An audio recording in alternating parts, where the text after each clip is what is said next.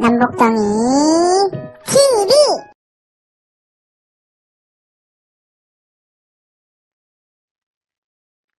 안녕하세요. 2022 역사교실 시간입니다. 오늘은 세계사 속의 한국 역사 8강 고대 삼국시대 고구려 편입니다. 이번 강부터 고대 한국사가 시작할 텐데요. 먼저 삼국시대 고구려부터 하겠습니다. 연표를 보시면 기원전 1세기인 37년 고구려는 주몽이 건국합니다. 참고로 57년에 신라가 18년에 백제가 건국하지요. 기원 후 2세기 말 194년 고구려는 진대법을 실시하고 4세기인 313년 한사군 중 유일하게 남아있던 낙랑군을 몰아내고 372년 불교가 전래됩니다. 5세기인 427년 장수왕이 수도를 국내성에서 평양으로 옮기고 475년 백제 한성을 점령하지요. 7세기 초인 612년 수가 침입하여 살수대첩을 승리로 이끌고 이어서 645년에는 당이 침입하여 안시성 싸움에서 승리합니다. 수와 당과의 전쟁을 치르느라 국력이 약해진 고구려는 668년 결국 멸망하고 맙니다.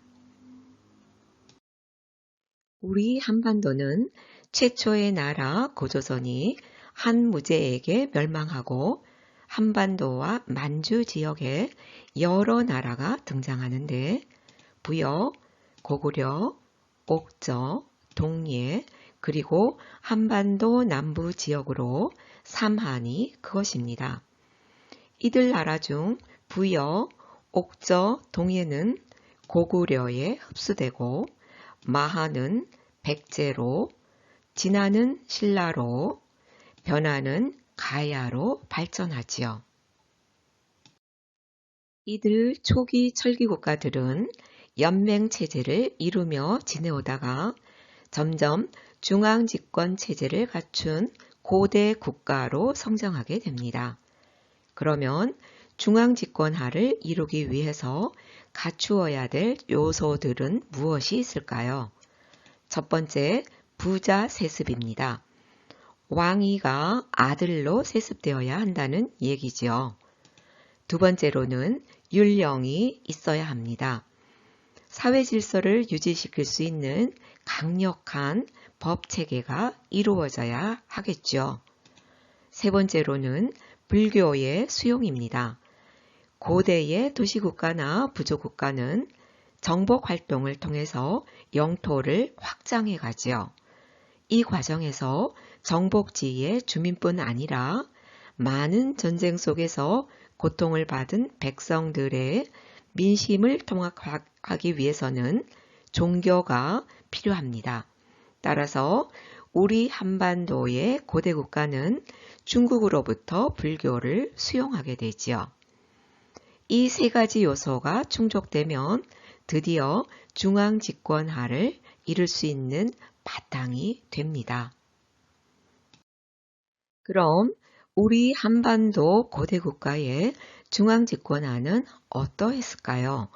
우선 삼국의 건립 순서를 보면 신라가 기원전 57년으로 제일 먼저이고 두 번째로는 기원전 37년에 건국된 고구려이지요. 마지막으로 기원전 18년 백제가 건국됩니다. 이렇게 건립 순서로 보면 신라, 고구려, 백제 순이지만 중앙집권 국가로 형성된 순서는 조금 다르죠. 고구려가 제일 먼저인데요. 이는 발달된 문화를 가지고 있던 중국과 접해 있는 지리적 이점 때문이지요. 두 번째로 백제입니다. 백제 역시 중국과의 교류가 용이한 점 때문이고 제일 마지막으로 건국은 제일 먼저였지만 발달된 문화 수용이 지리적 요인으로 늦어진 신라입니다. 지금부터는 삼국 중 고구려에 대해서 알아보겠습니다. 고구려는 주몽이 기원전 37년에 건국합니다. 주몽은 활을 쏘는 사람에게 붙였던 이름으로 보아서 고주몽은 어려서부터 활 쏘는데 남달리 뛰어난 능력이 있었나 봅니다. 고구려의 건국 설화를 보면 시조 주몽은 물의 신 하백의 딸인 유화 부인과 하늘신의 아들인 해모수의 아들로 되어 있지요. 부모 몰래 사랑에 빠진 유화 부인은 아버지의 노여움을 사 집에서 쫓겨나 있다가 사냥 나온 동부여왕 금화의 눈에 띄어서 동부여로 가게 됩니다. 어느 날 햇빛이 따라와 몸을 비친 뒤 큰 알을 낳았는데 그 알에서 나온 이가 주몽이지요. 주몽은 동부여의 왕자들로부터 시샘을 받아 유화 부인의 기지로 얻은 훌륭한 말을 타고 무리를 이끌고 남하하여 고구려를 세우게 됩니다. 이 건국 설화에서 나오는 알에서 태어났다는 난생 설화는 무엇을 의미할까요? 알은 태양을 상징하지요. 한반도 삼국의 건국 이야기는 삼국의 건국 세력이 하늘신을 숭배하는 부족이라는 사실을 말해주고 있습니다. 단군이 하늘신의 아들이라는 고조선의 건국 신화와도 뿌리가 다 있지요. 고구려는 첫 도읍지로 동가강 유역의 졸본에 터전을 잡고 이어서 압록강 연안의 국내성으로 도읍지를 옮깁니다. 고구려의 생활터전은 평야가 적은 거친 환경이었기 때문에 자연적으로 중국과 싸우면서 용맹하고 강인한 모습으로 성장하게 됩니다. 이 용맹과 강인이 고구려인의 기질이지요.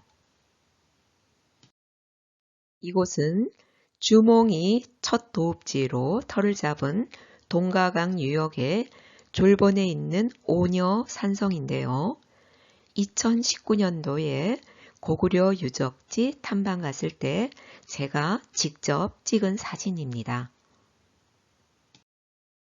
이곳은 두 번째 도읍지인 국내성터의 모습인데요. 지금은 아파트 주변으로 성터만 남아 있었는데 전형적인 고구려 성축성을 보여주고 있습니다. 고구려는 어떻게 중앙집권국가로 성장할까요? 2세기 6대 태조왕은 2대 유리왕의 손자인데요. 옥저와 동해를 정복하고 중앙집권 체제를 정비하여 게르부 고씨가 왕위를 독차지할 수 있을 만큼 왕권이 세졌습니다. 9대 고국천왕은 8대 신대왕의 둘째 아들로 왕위를 그 아들에게 물려주는 부자 상속을 확립시켰고 재상을파소를 등용하여 진대법을 실시함으로써 왕권을 강화해 나갔습니다. 4세기가 되면 백제가 전성기를 이루면서 성장하는 시기이죠. 하지만 고구려는 삼국 중 가장 먼저 중앙집권 체계가 확립되는 시기이기도 합니다. 15대 미천왕은 13대 서천왕의 손자로 자기 아버지를 죽인 큰아버지인 봉상왕을 피해서 숨어서 소금 장수를 하다가 국상 창조리에 의해서 왕으로 옹립됩니다. 미천왕은 한사군 중 마지막으로 남아있던 낙랑군을 멸망시킴으로써 대동강 유역을 확보하죠. 17대 소수림 왕은 16대 고국 원왕의 맏아들인데 고국 원왕은 백제 근초고왕 군과 평양성에서 싸우다가 전사했죠. 소수림 왕은 율령을 반포하고 불교를 수용하고 태학을 설립해 인재양성도 하는 등 국가체제를 정비합니다. 따라서 삼국 중 가장 먼저 중앙집권 체계가 확립되지요. 5세기는 삼국 중 고구려의 전성기입니다. 19대 광개토 대왕은 18대 고국 양왕의 아들이지요. 그러니까 소수림 왕이 큰아버지이고 백제 근초고왕에게 평양성을 뺏기고 전사한 고국 원왕의 손자가 되는 거죠. 이런 이유로 광개토 대왕은 즉위하자마자 백제를 공격하게 됩니다. 광개토 대왕은 한강 이북 지역을 차지했고 신라에 침입한 왜를 격퇴함으로써 신라에 대한 영향력을 강화시켰습니다. 20대 장수왕은 19대 광개토 대왕의 맏아들로 수도를 옮기게 되는데 국내성에서 남쪽인 평양으로 천도하지요. 이것은 남진 정책의 상징성인데 이 장수왕의 평양 천도는 삼국의 형세에 큰 영향을 끼칩니다. 백제와 신라는 이를 견제하기 위해 나제 동맹을 맺고 고구려에 대응하게 됩니다.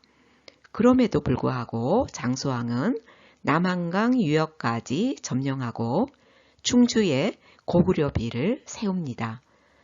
이렇게 5세기는 고구려가 전성기를 이루는 시기이지요. 이 지도는 5세기 고구려 전성기 때의 지도인데요. 고구려는 광개토 대왕 이래 세력이 강해지기 시작하여 장수왕을 거쳐 21대 문자왕에 이르는 동안 판도가 넓어지고 세력은 더욱 강성해져 대국으로 발전하였습니다. 장수왕의 손자인 문자왕 때 북부여의 투항을 받아들이고 광개토 대왕 때는 동부여는 고구려에 병합되지요. 거란 후연을 격파하여 요동 지역을 확보함으로써 만주 지역의 주인공으로 등장합니다. 장수왕은 국내성에서 평양성으로 천도하여 남진 정책에 의해서 한성을 공격하여 함락하고 남한강 유역까지 진출하게 되지요. 5세기 고구려는 북조의 북이와 남조의 송과 다중적인 외교관계를 통하여 안정된 상태를 유지합니다. 따라서 5세기 고구려는 자타가 공인하는 동북아시아의 최강국이었고 고구려인들은 한치의 의심도 없이 스스로 천하의 중심이라고 자부하였습니다. 이것은 광개토 대왕 릉비입니다. 중국 지린성 지안형 퉁거우에 있는 비로 중국에서는 호태왕비라고 부릅니다. 비는 응회암의 사면석으로 자연스러운 긴 바위의 모습을 하고 있고 대석과 비신으로 되어 있는데 비신이 대석 위에 세워져 있으나 대석과 비신 일부가 땅 속에 묻혀 있습니다. 높이는 6.39m이고 너비는 1.38에서 2m, 측면은 1.35에서 1.46m로 불규칙합니다. 내면에 걸쳐 1775자가 새겨져 있고 본래는 비석만 있었으나 1928년에 지사 유천성이 2층형의 소형 보호비각을 세웠고 다시 1982년 중국 당국이 단층형의 대형 비각을 세워 비를 보호하고 있습니다. 비문의 내용은 세 부분으로 구성되어 있는데 첫째 부분은 고구려의 건국 신화와 추모왕, 유류왕, 대주류왕 등의 세계와 광개토왕의 행장을 기록해 놓았고 둘째 부분에는 광개토왕 때 이루어진 정복 활동과 영토 관리, 즉 만주 정복, 백제 정벌, 신라 구원, 동부여 및 숙신 정벌에 대한 내용들을 연대순으로 기록해 놓았습니다. 셋째 부분은 능을 관리하는 수묘인 연호의 숫자와 차출 방식, 수묘인의 매매 금지에 대한 규정입니다. 이 부분은 고구려 수묘제의 실상과 함께 수묘인의 신분 등 사회사 연구에 중요한 자료이지요. 이곳은 장군총인데요. 광개토 대왕릉비에서 가까운 거리에 있는 고구려의 계단식 돌무지 무덤인 적석총입니다. 고구려의 무덤은 압록강 중류의 통구지방과 환인지방, 대동강 유역의 평양지방에 주로 밀집 분포되어 있습니다. 특히 장군총은 규모가 태왕릉, 천추총 다음으로 큰 최대형급인데다가 많은 적석 무덤 중에서도 잘 다듬은 화강석으로 7층이나 되는 높이로 축조되었고 형체가 가장 잘 남아있기 때문에 더욱 유명하게 되었습니다. 위치는 광개토 대왕릉비가 서 있는 지점으로부터 약 1km 거리에 있고 무덤이 위치한 자리는 주위에 잔자갈을 넓게 깔아서 일정한 넓이의 묘역을 만들었고 이 묘역 밖 뒤편으로 배총군이 있습니다. 장군총은 기단계단식 석실 적석총에 포함되고 무덤은 화강암으로 7층의 피라미드형을 만들었습니다. 석재는 화강암을 장대석으로 규격에 맞게 자른 다음 표면을 정성 들여 갈아서 만들었는데 이 장대석들은 모두 1100여 개에 달한다고 합니다. 무덤의 정상부에는 돔형의 기단석에 돌려가면서 둥근 구멍이 21개 뚫려 있어서 난간을 설치한 흔적으로 보고 있고 이것은 제실인 향당이 세워졌었다는 설이 있습니다. 장군총의 주인공에 관해서는 많은 연구자들의 추정이 있었으나 북한의 학자들은 대체로 의견이 통일되어 태왕릉을 광개토 대왕릉으로 장군총을 장수왕릉으로 추정하고 있고 또한 장군총이 소재하고 있는 중국에서도 이와 같이 추정하고 있습니다. 이것은 중원 고구려비입니다. 장수왕은 평양성으로 천도하면서 남하 정책을 펼쳤는데 백제의 도읍인 한성을 차지하였고 남한강의 물줄기를 타고 중부 이남의 내륙지방까지 깊숙이 침투함으로써 신라를 압박하였죠. 이 비석은 장수왕이 충주 중원을 점령하고 세운 비로 고려 대왕이 이곳을 방문하여 동이인 신라의 왕에게 의복을 내려주었다는 내용이 새겨져 있습니다. 6세기 후반 수나라가 300년간 분열되어 있던 거대한 중국 대륙을 통일한 후 고구려를 침입합니다. 고구려 26대 영양왕 때인 612년 수양제는 100만 대군을 이끌고 고구려를 향해 진군했으나 고구려의 완강한 저항과 지위계통의 혼란 등으로 지구전으로 돌입하게 됩니다. 이에 수나라는 우중문, 우문술 등을 지휘관으로 한 30만 5천 명의 별동대를 편성해 들어오지만 을지문덕의 활약으로 살수에서 퇴각하는 수나라군을 섬멸하고 말지요. 이것을 살수대첩이라고 합니다. 수나라는 거듭된 고구려와의 전쟁으로 인한 국력 소모로 나라를 세운 지 30여 년 만에 망하고 맙니다. 수를 이은 당나라도 고구려를 침입하는데요. 27대 영유왕 때에는 고구려 내부에서 당에 대한 강경파와 온건파가 대립하고 있었는데 당의 침략에 대비해서 천리장성의 대역사가 시작되었습니다. 공사를 지휘하던 강경파인 영계소문이 온건파인 영유왕을 죽이고 권력을 잡게 되지요. 연계소문의 추대로 왕위에 오른 28대 보장왕은 고구려 마지막 왕으로 수에 이은 당나라의 침입에서 고구려 군민의 필사적인 항쟁으로 안시성 싸움에서 당을 물리쳤습니다. 거듭되는 수와 당과의 전쟁으로 고구려의 국력은 점점 기울었습니다. 해가 거듭될수록 농토는 황폐해졌고 국가 재정은 바닥이 드러났지요.